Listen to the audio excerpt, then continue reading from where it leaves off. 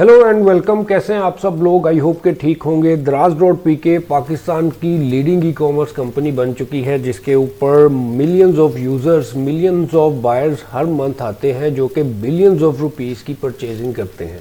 ऐसे टाइम पे अगर आप अपना Draaz.pk के ऊपर स्टोर लॉन्च करते हैं तो आपके सक्सेस के चांसेस बहुत ज़्यादा बढ़ जाते हैं, क्योंकि जहां पर हम मिलियंस ऑफ यूजर्स की, मिलियंस ऑफ बायर्स की बात कर रहे हैं, उसी के अगेंस्ट अगर हम नंबर ऑफ सेलर्स की बात करें तो वो कुछ लाख ही हैं।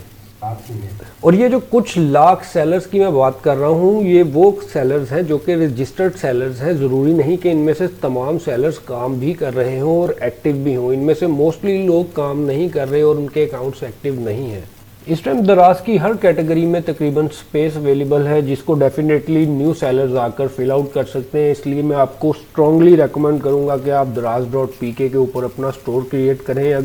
अगर आप ई कॉमर्स में इंटरेस्टेड हैं तो आपको चाहिए कि आप इस चैनल को फ़ौरन से सब्सक्राइब कर लें, क्योंकि इस चैनल पे हम ई कॉमर्स के रिलेटेड ही डिस्कशन करते हैं एंड मोर स्पेसिफिकली हम Draaz.pk के ऊपर डिस्कस करते हैं। मेरे चैनल के ऊपर आपको Draj product listing, Draj product ranking, उसके बाद सोर्सिंग, हंटिंग, द्राज एड्स किस तरह से चलानी है और तमाम किस्म की एक्सक्लूसिव इंफॉर्मेशन मिल जाएगी। इसलिए आप इस चैनल को फ़ौरन से सब्सक्राइब कर लें।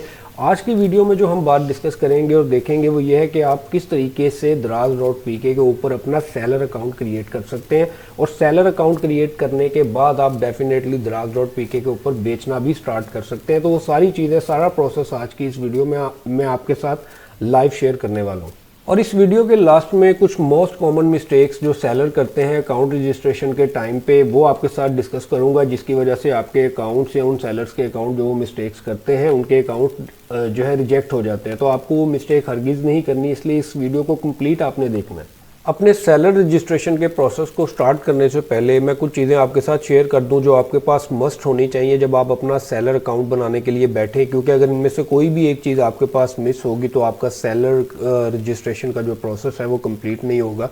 तो सबसे पहली चीज़ जो आपके पास मस्ट होनी चाहिए वो है एक बैंक अकाउंट, और उसका एक चेक आपको चाहिए जिसकी आपने प्रॉपर से पिक्चर ली हो, ठीक है। उसके बाद सेकंड नंबर पे आपको एक यूनिक ईमेल आईडी चाहिए। यूनिक ईमेल आईडी से मतलब मेरा ये है कि एक ऐसी ईमेल आईडी जो आज से पहले आपने किसी द्राज के ऊपर as a seller account use ना की हो, ठीक है। उसके बाद आपको चाहिए एक unique mobile number. Again unique का मतलब ये है कि आज से पहले वो किसी भी अकाउंट के ऊपर, द्राज के सेलर अकाउंट के ऊपर, कस्टमर अकाउंट की बात नहीं मैं कह रहा, यूज़ ना हुआ। और चौथी चीज़ और लास्ट चीज़ जो आपको चाहिए वो है आपका ID card, national ID card, उसकी बैक एंड फ्रंट की आपको कॉपी चाहिए। तो ये चार चीज़ें आप रेडी करके, प्रिपेयर करके फिर अपने जो है ना सेलर रजिस्ट्रेशन के प्रोसेस को स्टार्ट करें, क्योंकि जब तक ये चीज़ें तैयार नहीं होंगी, आपके पास, आपके कंप्यूटर में अवेलेबल नहीं होंगी, लैपटॉप में अवेलेबल नहीं होंगी, तब तक आप वो रजिस्ट्रेशन के प्रोसेस को कंप्लीट नहीं कर सकते। तो अब हम फटाफट से अपना सेलर रजिस्ट्रेशन का प्रोसेस स्टार्ट करते हैं और मैं आपको अपने कंप्यूटर की लाइव स्क्रीन पर ले जाता हूँ। तो जैसा कि अभी आप लोग देख सकते हैं कि हम अपने कंप्यूटर की लाइव स्क्रीन पर आ चुके हैं, और यहाँ पर मैंने ओपन कर लिया है sellercenter.draaz.pk। इसका लिंक भी मैं नीचे डिस्क्रिप्शन में दे दूंगा, आप वहाँ से डायरेक्टली इसको ओपन कर सकते हैं। जैसे ही आप अपना sellercenter.draaz.pk ओपन करते हैं तो ये आप देख सकते हैं कि आपको यहाँ पर सामने क्रिएट एन अकाउंट का ऑप्शन मिल जाएगा। यहाँ पे आपको अपना नंबर ऐड करके स्लाइड करना है, और ताकि आप इसको ह्यूमन वेरिफिकेशन कर लें। और उसके बाद आपको सिंपली इसमें अपना OTP डाल देना है, जो कि आपको आपके मोबाइल फ़ोन यानी कि व्हाट्सएप के ऊपर आपको आपका OTP मिलेगा, ठीक है। तो यहाँ पर ह्यूमन वेरिफिकेशन को स्लाइड करने के बाद मेरे व्हाट्सएप पे इस टाइम मेरा OTP रिसीव हो चुका है, जिसको मैं अभी इस सिस्टम में डाल रहा हूँ। आपको भी सेम अपना OTP अपने व्हाट्सएप से निकाल कर इस सिस्टम में डाल देना है, ठीक है। आपके पास सिर्फ 1 मिनट का टाइम होगा, इसी के अंदर आपने सारा काम करना है। उसके बाद आपने यहाँ पर नीचे अपना पासवर्ड सेलेक्ट कर लेना है। पासवर्ड आप जो है थोड़ा सा स्ट्रॉन्ग सेलेक्ट करें, जिसमें आप कैरेक्टर्स भी डालें और नंबर्स भी डालें और साथ में सिंबल भी डालें, फिर ही ये आपका पासवर्ड एक्सेप्ट होगा। और करने के बाद आपको ओके कर देना है, ठीक है। जैसे ही आप ओके करेंगे तो आपके सामने यहाँ पर देखें न्यू इंटरफेस आ चुका है। अभी इस पॉइंट पर आकर यहाँ पे आपको अपने स्टोर का नेम क्रिएट करना होगा, यानी कि आपको अपने ऑनलाइन स्टोर, जो द्राज के ऊपर आप अपना ऑनलाइन स्टोर क्रिएट करना चाहते हैं, उसका नेम एंटर करना होगा। आप कोई सा भी नेम एंटर कर सकते हैं। मैं यहाँ पर AA टॉवल्स लिखूंगा, क्योंकि यहाँ पर मैं अपने क्लाइंट्स के साथ मिलकर एक PL स्टार्ट कर रहा हूँ जिसमें हम टॉवल्स के रिलेटेड काम करेंगे। तो उसी के रिलेटेड हम यहाँ पर अकाउंट भी क्रिएट कर रहे हैं। नेम सेलेक्ट करने के फ़ौरन बाद आपको नीचे यहाँ पर, जैसा कि आप सामने स्क्रीन पर भी देख सकते हैं, आपको यहाँ पर अपना ईमेल एड्रेस जिसकी मैंने बात की थी स्टार्ट में कि यूनिक ईमेल एड्रेस आपके पास होना चाहिए, उसको एंटर कर देना है। और जैसे ही आप एंटर करके सबमिट पे क्लिक करेंगे तो आपको ईमेल के ऊपर भी एक OTP रिसीव होगा, जो कि आपको वापस से अपनी ईमेल्स में जाके OTP निकाल के वो यहाँ पर जिस फील्ड में मैं OTP मेंशन कर रहा हूँ वहाँ पे मेंशन करके नेक्स्ट कर देना है। ठीक है, ये मेरा OTP रिसीव हो चुका है तो मैं सिंपली उस OTP को, जैसा कि मैंने कहा, यहाँ पर एंटर करके नेक्स्ट कर दूंगा। जैसे ही आप नेक्स्ट पर क्लिक करेंगे उसके बाद ये आपसे आपके स्टोर के एड्रेस के मुतालिक इन्फॉर्मेशन मांगेगा, जिसमें आपको स्टेट, एरिया, डिस्ट्रिक्ट और फुल एड्रेस, ये 4 चीज़ें ये आपसे मांगेगा। स्टेट में मैं पंजाब मेंशन कर दूंगा, अगर आप पंजाब से हैं तो पंजाब मेंशन करें, अगर किसी और स्टेट से हैं जैसे कि सिंध और किसी भी और स्टेट से हैं तो आप उसको वो मेंशन करेंगे। ठीक है, उसके बाद एरिया में मैं फैसलाबाद चूज़ कर लूँगा। यहाँ पे ड्रॉप डाउन के थ्रू आपके पास इंफॉर्मेशन सारी आएगी। ठीक है, तो आपको उसमें से राइट जो एग्जैक्ट आपकी लोकेशन है उसको चूज़ कर लेना। आप यहाँ पे टाइप इन नहीं कर सकते, स्टेट, एरिया और डिस्ट्रिक्ट में आप टाइप इन नहीं कर सकते, आपको ड्रॉप डाउन के थ्रू चूज़ करना है जो भी आपकी जो है ना एग्जैक्ट इन्फॉर्मेशन है उसको। तो सबसे पहले मैंने पंजाब स्टेट में चूज़ कर लिया, उसके बाद एरिया में फैसलाबाद चूज़ कर लिया, और उसके बाद नीचे फिर मेरे पास डिस्ट्रिक्ट भी आता है। डिस्ट्रिक्ट में मैं जो मोहल्ला टाइप होता है आपका या कॉलोनी होती है उसको आपको मेंशन करना होता है।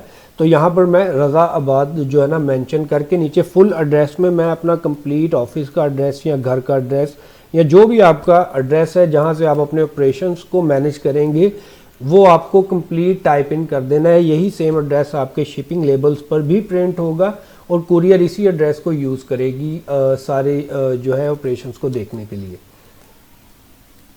कंप्लीट एड्रेस टाइप इन करने के फ़ौरन बाद आपको यहाँ पर नीचे 2 ऑप्शंस देखने को मिल जाएंगे, एक पिकअप एड्रेस और रिटर्न एड्रेस, जिसको आप चेक या अनचेक कर सकते हैं एज पर योर रिक्वायरमेंट। ठीक है, नेक्स्ट पर क्लिक करने के बाद आपको यहाँ पर आपसे सिस्टम अकाउंट टाइप पूछेगा, जिसको आपको एज एन इंडिविजुअल चूज़ कर लेना है और नेक्स्ट पर सिंपली क्लिक कर देना है। जैसे ही आप नेक्स्ट पर क्लिक करेंगे तो यहाँ अब आपको अपना ID कार्ड जो है ना वो अपलोड करना है। अपने ID कार्ड को अपलोड करने के लिए सिंपली आपको क्लिक और ड्रैग फाइल के ऊपर क्लिक करना है और अपने कंप्यूटर में जहाँ पर भी आपने अपनी फ़ाइल को सेव किया है, आपको 2 फाइल्स ऑलरेडी सेव कर लेनी है अपने कंप्यूटर में, एक फ्रंट कॉपी और एक बैक कॉपी। ठीक है, और आपको 1 बाय 1 पहले फ्रंट और फिर बैक कॉपी सिस्टम में अपलोड कर देनी है, जैसा कि आप यहाँ पर लाइव स्क्रीन पर देख भी रहे हैं।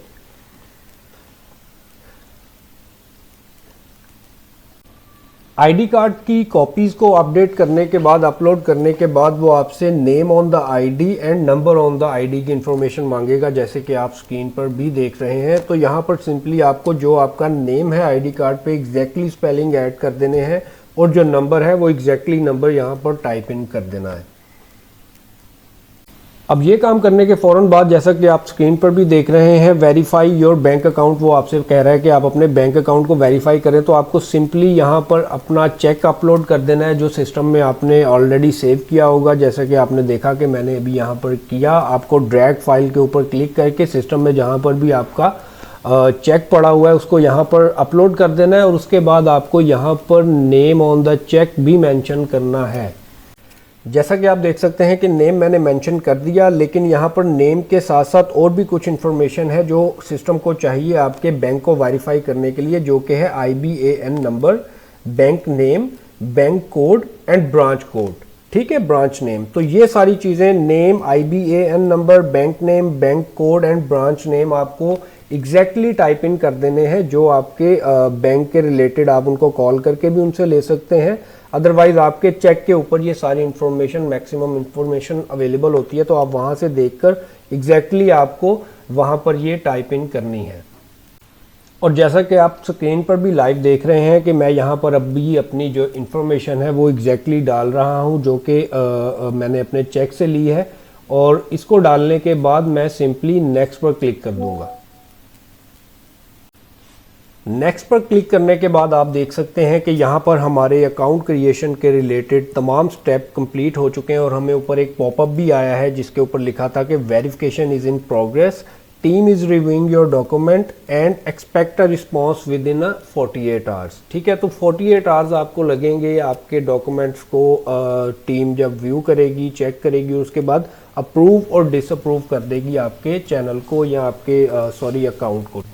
और इसके बारे में आपको आपके रजिस्टर्ड ईमेल के थ्रू जो है वो अपडेट कर दिया जाएगा। तो आप अपनी ईमेल्स चेक करते रहें, 1 दिन 2 दिन बाद आपको उसका रिस्पॉन्स मिल जाएगा।